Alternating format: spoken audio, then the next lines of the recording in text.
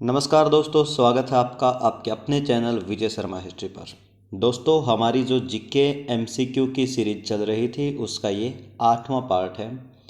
जो लोग इस वीडियो को देख रहे हैं वो इसको एक बार शेयर कर दीजिएगा। चलिए अब हम स्टार्ट करते हैं। आज के सेशन का हमारा पहला क्वेश्चन क्या है। हमारे रोज़ाना जीवन में एक बहुत बड़ा हिस्सा है क्या? अनाज, मकान, मुद्रा या उपरोक्त सभी।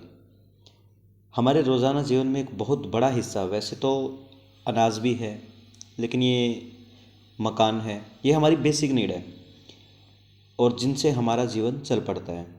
लेकिन उस जीवन के अंदर सबसे बड़ा हिस्सा अब हो चुका है मुद्रा। वैसे उपरोक्त सभी दे रखा है लेकिन इसका आंसर मुद्रा आएगा। ठीक है, बेसिक नीड नहीं पूछ रखा। बेसिक नीड होती तो रोटी कपड़ा मकान, लेकिन यहाँ पे आम जो है ज़िंदगी में, रोज़मर्रा की ज़िंदगी में मुद्रा के बिना काम चलता नहीं है। ठीक है, अगला क्वेश्चन देखिए आप लोग। 1 रुपये का नोट कैसी मुद्रा है?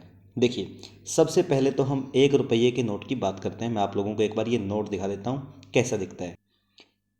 देखिए, ये है 1 रुपये का नोट। ये नोट है ना, 30 नवंबर 1917 को स्टार्ट हुआ था।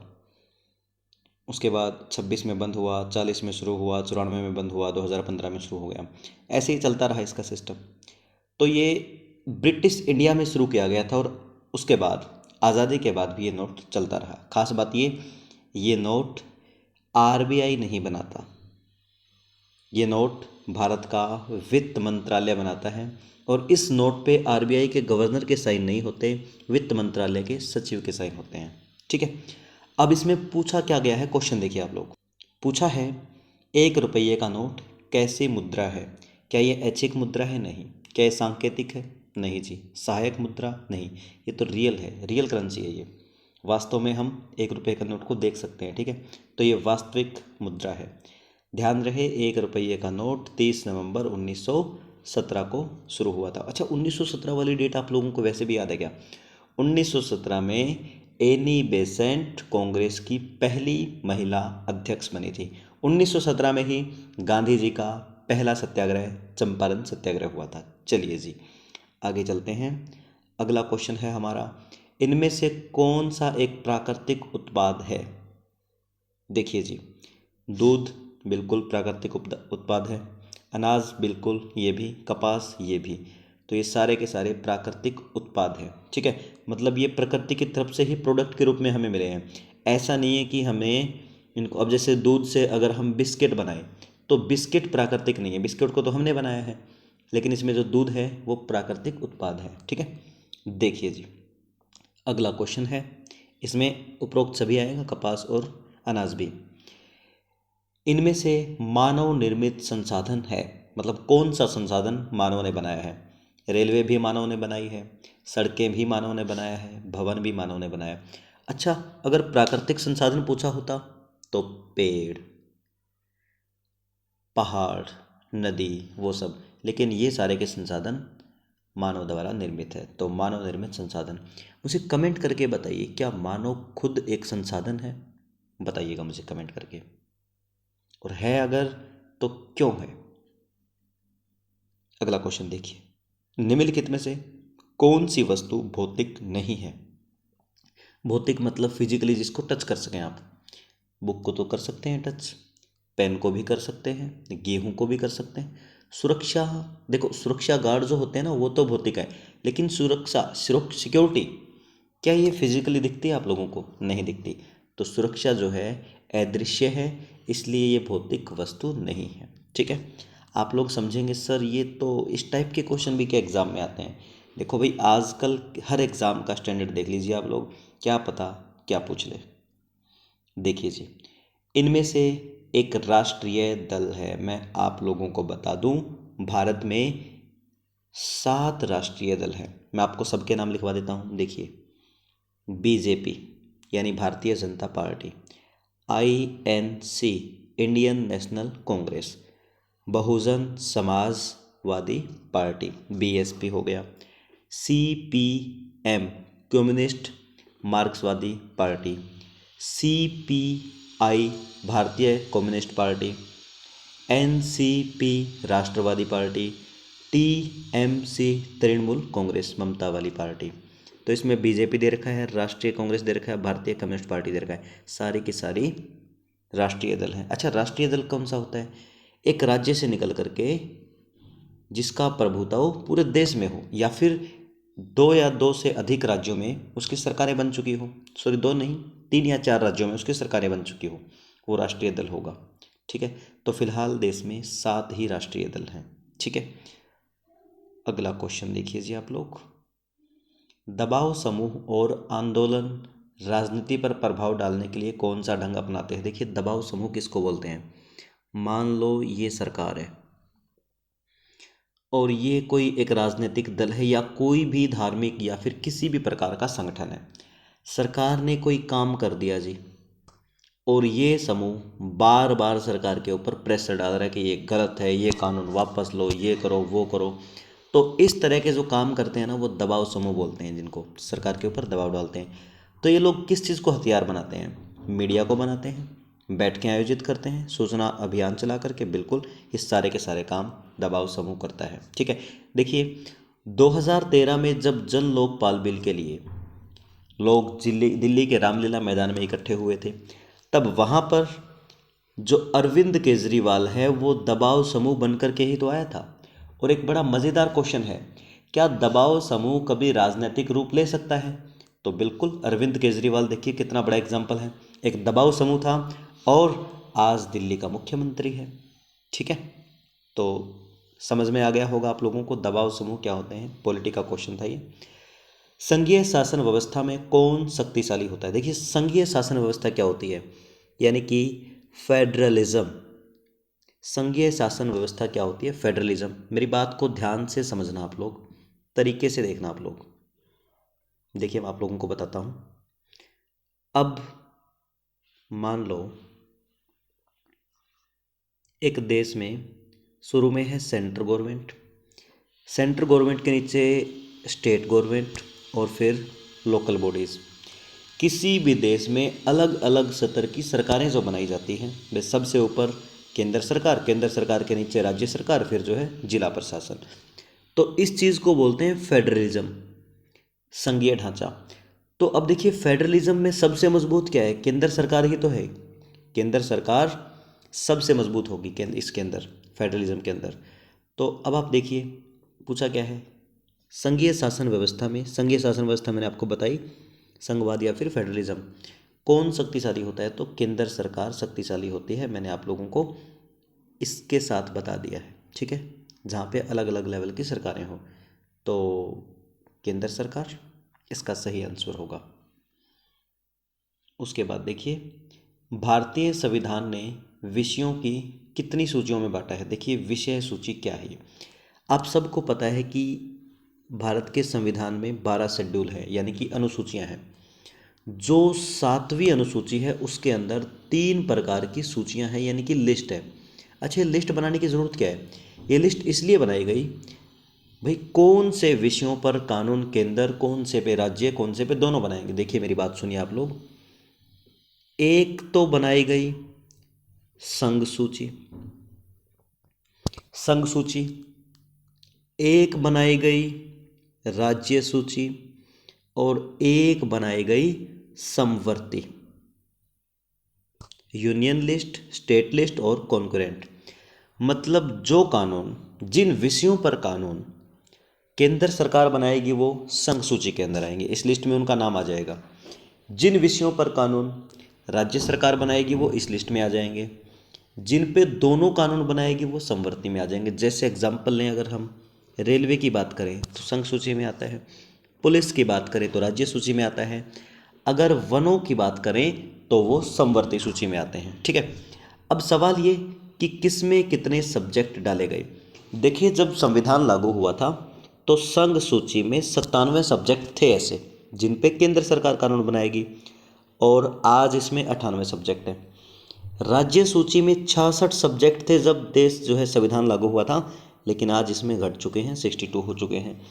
समवर्ती सूची में उस समय 47 सब्जेक्ट थे जब संविधान लागू हुआ था, लेकिन आज इसके अंदर 52 सब्जेक्ट है।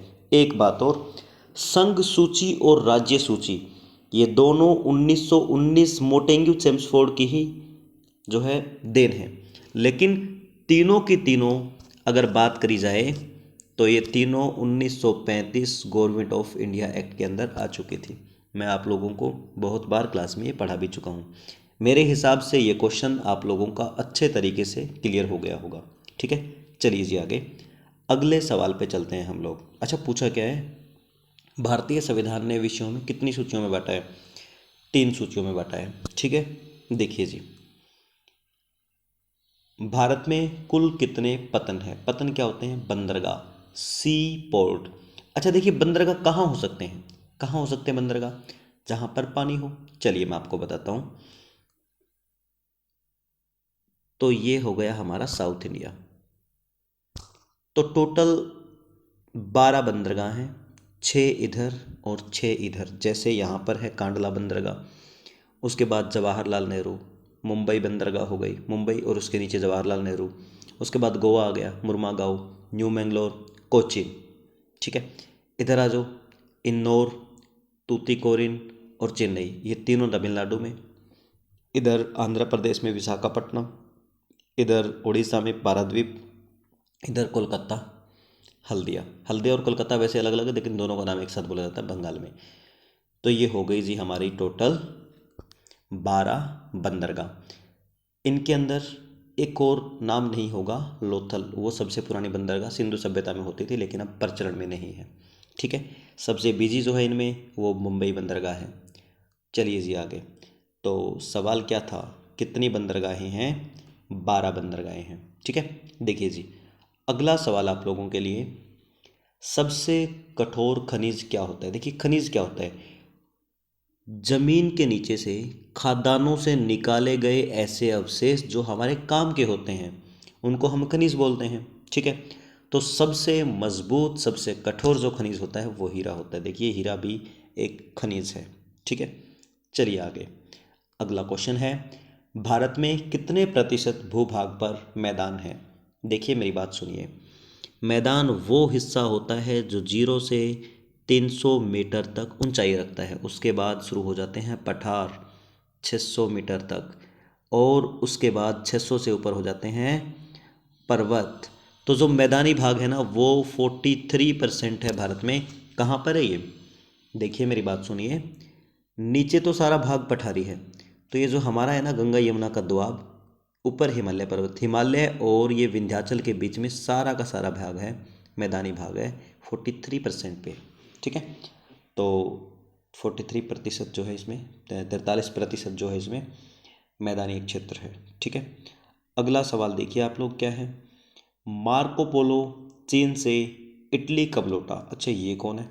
देखिए मेरी बात सुनिए, इटली में एक जगह है वेनिस, वेनिस का था मार्को पोलो, एक खोजकर्ता, एक व्यापारी। तो जो सिल्क रूट है ना, सिल्क रूट जो हमारे काराकोरम से जाता है चाइना से आगे, तो ये सिल्क रूट पे आने वाला यूरोपियन है। और एशिया के देशों में शुरुआत के लोगों में एंट्री करने वाला एक यूरोपियन है, इटली से आया है, वेनिस से।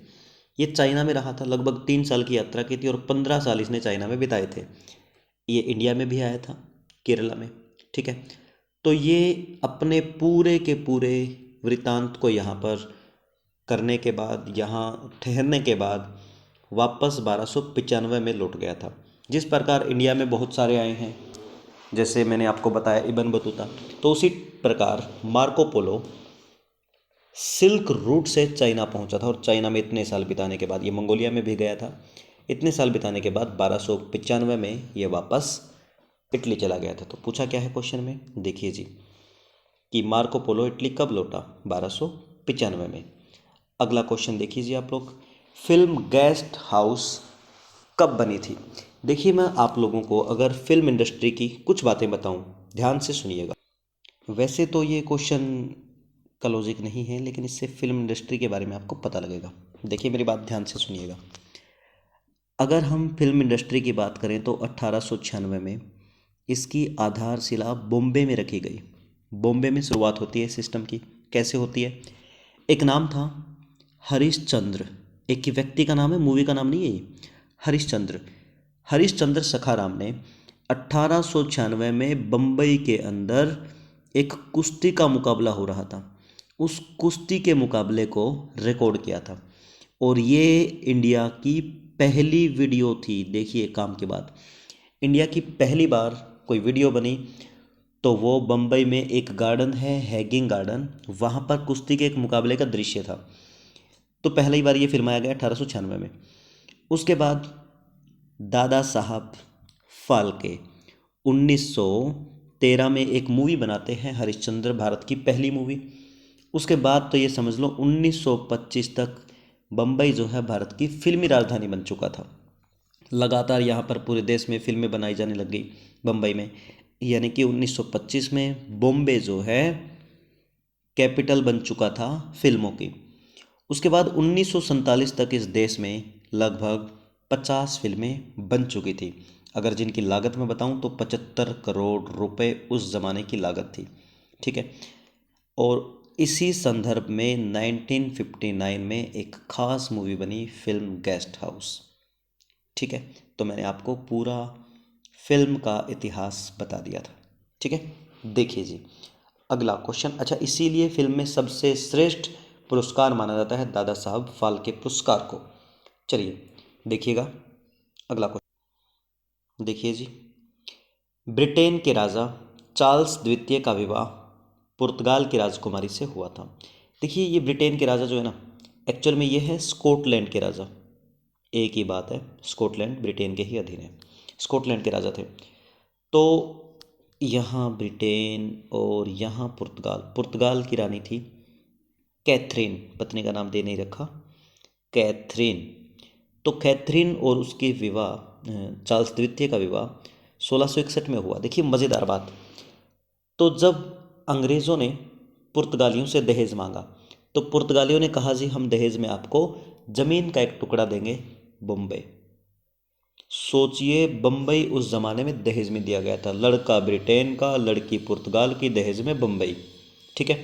तो इन्होंने क्या किया, बम्बई को 1668 में ईस्ट इंडिया कंपनी को किराए पे दे दिया था, ठीक है। और बाद में 1668 में ईस्ट इंडिया कंपनी का यहाँ पे व्यापारिक हब बन चुका था बम्बई। तो ये बम्बई की कहानी थी। चार्ल्स द्वितीय की शादी में बम्बई मिला था उसको दहेज में पुर्तगालियों से। पुर्तगालियों को किसने परमिशन दी बम्बई देने की? भैया पुर्तगाली 1498 में आ गए थे और उसके बाद से उन लोगों ने ये हमारा जो पश्चिमी घाट है इस पर कब्जा कर लिया था, और बम्बई, गोवा, वो सब उन्होंने बीजापुर के राजाओं से छीना था, ठीक है। तो दोस्तों उम्मीद है कि आज की वीडियो के क्वेश्चंस आप लोगों को नए लगे होंगे।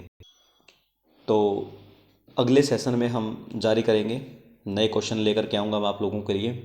आप लोग अगर ये वीडियो सेशन आप लोगों को अच्छा लग रहा है तो इसको लाइक करें, शेयर करें और हमें कमेंट करके राय भी दें कि किस तरीके के क्वेश्चन आप लोग चाहते हैं, क्या हमें इसमें कुछ इम्प्रूवमेंट करना चाहिए।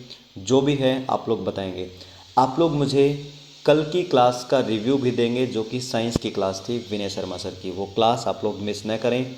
और चलिए अब हम आगे चलते हैं। Thank you very much, bye bye.